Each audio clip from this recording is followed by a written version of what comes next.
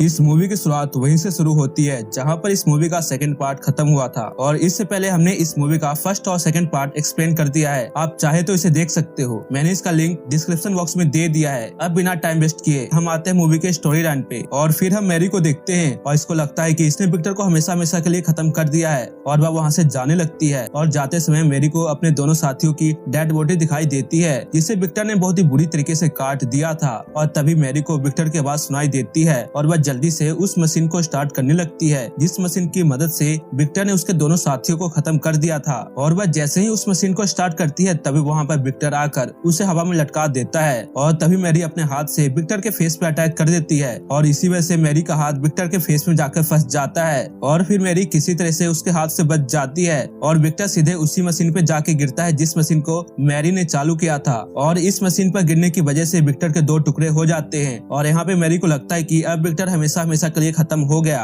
और इसके बाद मैरी विक्टर के स्कल को ले लेती है ताकि विक्टर वापिस से जिंदा ना हो और इसके बाद मैरी वहाँ से चली जाती है और वह सीधे शहर के पुलिस स्टेशन में जाती है और वहाँ के पुलिस वाले मैरी के ऊपर बस खूनी खून को देखते हैं और उसके हाथ में एक स्कल भी था और यह सब देखकर सभी पुलिस वाले डर जाते हैं और इसके बाद ये पुलिस वाले उसे अरेस्ट कर लेते हैं। और यहाँ पे मैरी इन सब से यही कहती है कि मेरे सभी साथी मारे जा चुके हैं जंगल में। और यह सब सुनकर पुलिस ऑफिसर शेरिफ अपने एक यूनिट को जंगल में भेजते हैं। मैरी को साफ करते समय पुलिस वालों को पता चलता है कि मैरी के ऊपर जितने भी खून थे वह उसके खून नहीं थे बल्कि किसी और ही के थे, क्योंकि मैरी के ऊपर बस खरोच के निशान थे और इसके अलावा कुछ भी नहीं था। और इसके बाद पुलिस वाले उससे पूछताछ करते हैं और यहाँ पे मैरी उस पुलिस वाले को सब कुछ बता देती है जो कुछ भी उसके साथ में हुआ था। लेकिन इस पुलिस ऑफिसर को यह समझ में नहीं आता कि जंगल में सभी मारे जा चुके हैं, लेकिन बस ये छोटे मोटे खरोच के साथ में बच गई और इसी वजह से ये पुलिस वाले मैरी की बातों पर बिल्कुल भी विश्वास नहीं करते हैं और इसी को खूनी समझते हैं। और इससे पहले पुलिस ऑफिसर शेरिफ ने अपने एक यूनिट को जंगल में भेजा था जांच करने के लिए और उन्हीं यूनिट में से एक पुलिस ऑफिसर उसे बताता है कि यहाँ पर जितने भी डेड बॉडीज है उसकी हालत बहुत ही खराब है। और इसके बाद पुलिस ऑफिसर शेरिफ एंजेलो को पुलिस स्टेशन का इंचार्ज बनाकर अपने यूनिट के पास में निकल जाता है। और इसके बाद पुलिस स्टेशन में पुलिस ऑफिसर शेरिफ की एक्स वाइफ आती है और इसका नाम अमांडा था और अमांडा एक रिपोर्टर थी और वह कई दिनों से विक्टर के ऊपर रिसर्च कर रही थी। और अमांडा पुलिस स्टेशन में इसलिए आई थी कि वह मैरी से कुछ पूछताछ कर सके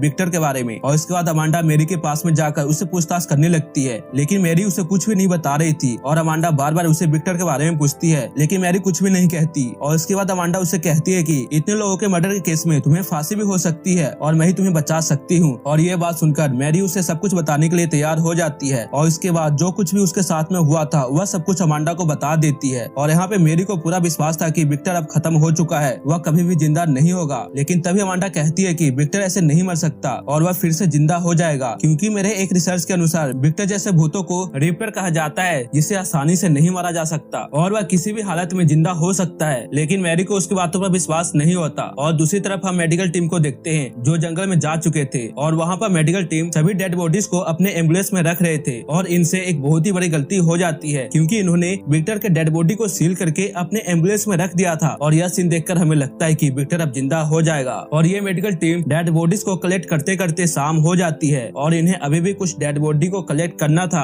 और एक मेडिकल ऑफिसर एम्बुलेंस में बैठकर अपना काम कर रहा था और तभी उसे किसी चीज की आवाज सुनाई देती है और वह जैसे ही अपने फेस को पीछे करता है तभी विक्टर आकर शॉक देने वाली मशीन से उसके फेस को ही उड़ा देता है। और इस आवाज को सुनकर पुलिस ऑफिसर उसकी ओर जाने लगता है और यहाँ पे विक्टर बहुत ही तेजी से उस पुलिस ऑफिसर पर अटैक करने के लिए जाने लगता है। लेकिन यह पुलिस ऑफिसर अपने गन की जितनी भी गोलियां होती है वह विक्टर के अंदर में घुसा देता है और उसे लगता है कि अब विक्टर मर चुका है, लेकिन ऐसा नहीं था। और तभी विक्टर अचानक से खड़ा हो जाता है और यह सब देखकर पुलिस ऑफिसर अपने पुलिस स्टेशन में कांटेक्ट करके सब कुछ बताने की कोशिश करता है, लेकिन इससे पहले कि वह कुछ बता पाता विक्टर उस पर अटैक करके उसे खत्म कर देता है। दूसरी तरफ एंजेलो को बस इन पुलिस ऑफिसर की चीखे की आवाज सुनाई देती है और इस आवाज को सुनकर अमांडा कहती है कि विक्टर अब जिंदा हो चुका है और वह कहती है कि मैं जानती हूँ कि विक्टर को कैसे मारा जा सकता है। और वह एंजेलो को मैरी को आजाद करने के लिए कहती है, लेकिन वह उसकी बात को नहीं सुनता। और दूसरी तरफ विक्टर जितने भी पुलिस ऑफिसर थे, जितने भी मेडिकल टीम थी, उन सभी को खत्म कर देता है और वह अमांडा भी ट्रस्ट करके मैरी को आजाद कर देता है। और दूसरी तरफ शेरिफ जंगल पहुँच चुका था, लेकिन तभी वहाँ पर एक और टीम आ जाती है और इस टीम का लीडर विक्टर इस ऑपरेशन को अपने हाथ में ले लेता है और दूसरी तरफ अमांडा मैरी और रेंजिलो को लेकर एक आदमी के पास में जा रही थी और यह जिस आदमी के पास में जा रही थी वह थॉमस का इकलौता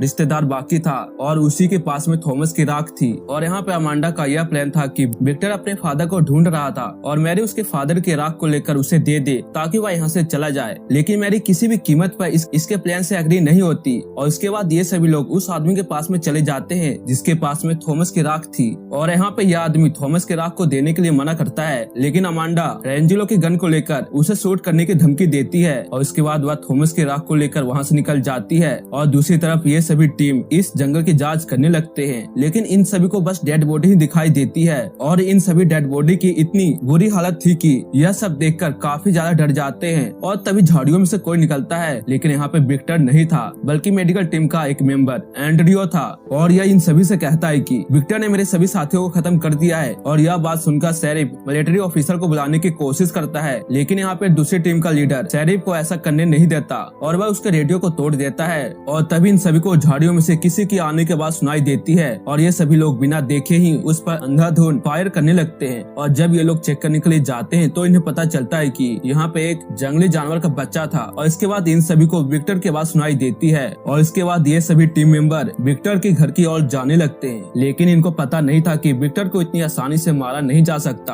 और तभी विक्टर इनके एक साथी को पकड़कर बहुत ही बुरी मौत मारता है और वह एक और ऑफिसर को अपने हुक से फंसाकर अपनी ओर खींचने लगता है। और ये सभी ऑफिसर यह सब देखकर उसके ऊपर गोलियां चलाने लगते हैं, लेकिन फिर भी विक्टर उस ऑफिसर को अपनी ओर खींच ही रहा था। और तभी शेरिफ आकर उसकी रस्सी को काट देता है, लेकिन यहाँ पे विक्टर उस ऑफिसर के मुंह में अपने हाथ को डालकर उसको अपनी ओर खींच लेता है और यहाँ पे इस ऑफिसर की भी मौत हो जाती है। और इसके बाद ये सभी लोग एक बार फिर से उसके ऊपर गोलियां चलाने लगते हैं और यहाँ पे दूसरी टीम का लीडर इन सभी से कहता है कि तुम सब विक्टर को चारों तरफ से घेर लो। और यह इसकी सबसे बड़ी गलती होती है, क्योंकि जब यह एक दूसरे से अलग हो जाते हैं तभी विक्टर एक करके हर एक ऑफिसर को बहुत ही बुरी मौत मारता है। और यहाँ पे विक्टर कई ऑफिसर को एक ही साथ में मार देता है और यहाँ पे अब लीडर की गोलियां भी खत्म हो जाती है। और इसके बाद यह लीडर विक्टर के ऊपर अटैक करने के लिए चला जाता है और इसे ऐसा लगता है कि यह विक्टर को मार सकता है, लेकिन ऐसा नहीं था। विक्टर अपने हाथों से उसकी रीढ़ की हड्डी को निकाल कर उसे बहुत ही बेरहमी से मार देता है। और ये सब कुछ देखकर जो ऑफिसर बचे थे वह काफी ज्यादा डर जाते हैं और एक ऑफिसर अपने आरपीजी गन को निकाल लेता है और इस आरपीजी गन से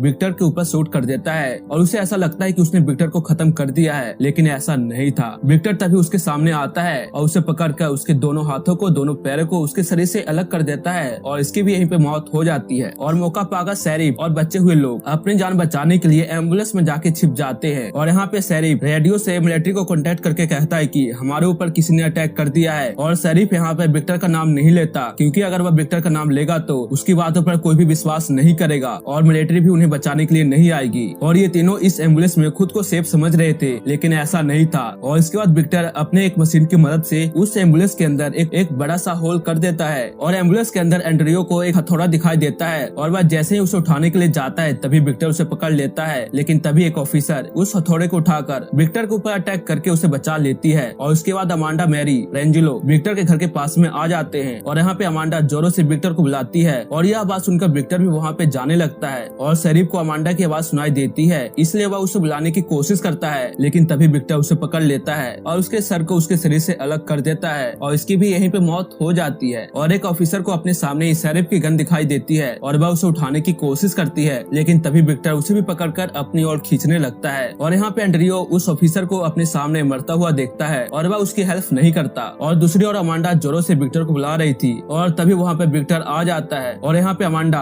मैरी को थॉमस की राख को देकर विक्टर को देने के लिए कहती है और यहाँ पे मैरी थॉमस की राख को विक्टर के सामने रख देती है और वह उसे कहती है कि जो कुछ भी उसके फादर ने उसके साथ में किया मैं उसके लिए माफी मांगती हूँ। और उसके बाद विक्टर अपने फादर की राख को उठाने के लिए जाता है, लेकिन तभी रेंजिलो को लगता है कि वह मैरी के ऊपर अटैक करने के लिए जा रहा है और वह उसके ऊपर अपने गन से गोलियां चलाने लगता है और जितने भी उसके पास में गोलियां थी वह उसके अंदर में घुसा देता है और उसे ऐसा लगता है कि उसने विक्टर को मार दिया है, लेकिन ऐसा नहीं था। और तभी विक्टर उसे पकड़कर उसको बीच से फाड़ देता है और यह सब देखकर अमांडा थॉमस की राख को मैरी को देती है और उसे कहती है कि तुम जल्दी से विक्टर को यह राख दे दो, लेकिन इसके लिए बहुत ही देर हो गई थी क्योंकि विक्टर ने अब अमांडा को भी पकड़ लिया था। और उसके बाद विक्टर अमांडा के सिर को पकड़कर उसके शरीर से अलग कर देता है और यहाँ पर इस बेचारी की भी मौत हो जाती है जिसने इसके ऊपर कई सालों से रिसर्च किया था। और उसके बाद विक्टर मैरी को पकड़कर एक पेड़ पर लटका देता है और वह उसे जैसे मारने वाला था तभी मैरी थॉमस की राख को उसके ऊपर फेंक देती है और जैसे ही थॉमस की राख उसके ऊपर जाती है विक्टर पिघलने लगता है और यहाँ पे हमें लगता है कि विक्टर अब खत्म हो चुका है और यहाँ पे मैरी भी उस पेड़ से आजाद हो जाती है और एक शॉटगन लेकर वहीं पे खड़ी रहती है ताकि अगर विक्टर फिर से जिंदा हो तो वह उसका सामना करे। लेकिन विक्टर वापिस से जिंदा नहीं होता